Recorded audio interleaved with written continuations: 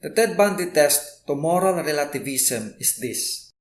If a meta-ethical theory is impotent to condemn the actions of Ted Bundy, then it is not only a false theory, but a dangerous and a repulsive one at that. For the context, Ted Bundy is a well-known serial killer who had raped and murdered more than 30 women throughout his life. These are his words that are tape recorded as he was talking to one of his victims. Then I learned that all moral judgments are value judgments, that all value judgments are subjective, and that none can be proved to be either right or wrong. Believe it or not, I figure out for myself that if the rationality of one value judgment was 0, multiplying it by millions would not make it one with more rational. And I quickly discovered that the greatest obstacle to my freedom, the greatest block and limitation to it, consists in the insupportable value judgment that I was bound to respect the rights of others. I asked myself, who were these others? Other human beings with human rights? Why is it more wrong to kill a human animal than any other animal, a pig, or a sheep, or a steer? Is your life more to you than a hog's life to a hog?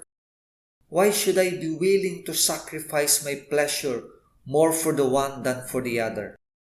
In any case, let me assure you, my dear young lady, that there is absolutely no comparison between the pleasure I might take in eating ham and the pleasure I anticipate in raping and murdering you. That is the honest conclusion to which my education has led me, after the most conscientious examination of my spontaneous and uninhibited self. The words of Ted Bundy are horrific, but if one examines closely, his view about morality is the same view as that of the moral relativist.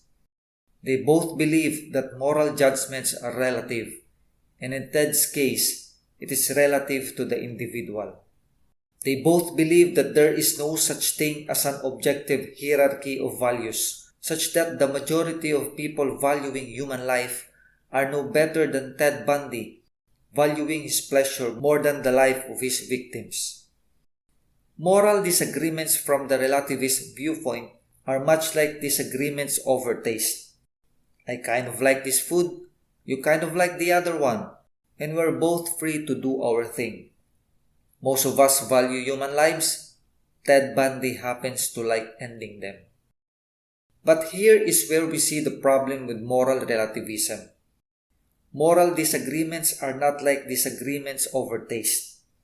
There is nothing wrong with allowing people the freedom to satisfy their particular tastes on food or movies, for example, even if they may be contrary to ours. Even people with extremely exotic tastes are not worthy of any condemnation. But judgments about morality are strikingly different. When we judge an action to be wrong, we are at the same time expressing our condemnation of the action and the person who commits it. We are, in a sense, saying that the action should not have been done, and the agent in question is worthy of blame, even punishment. But moral relativism by its nature is impotent to do this. As philosopher T.M. Scanlon noted, what relativism threatens to deprive us of is the sense that our condemnation of certain actions is legitimate and justified. But it is clear that Ted Bundy's actions are worthy of condemnation, even one of the highest, strongest order.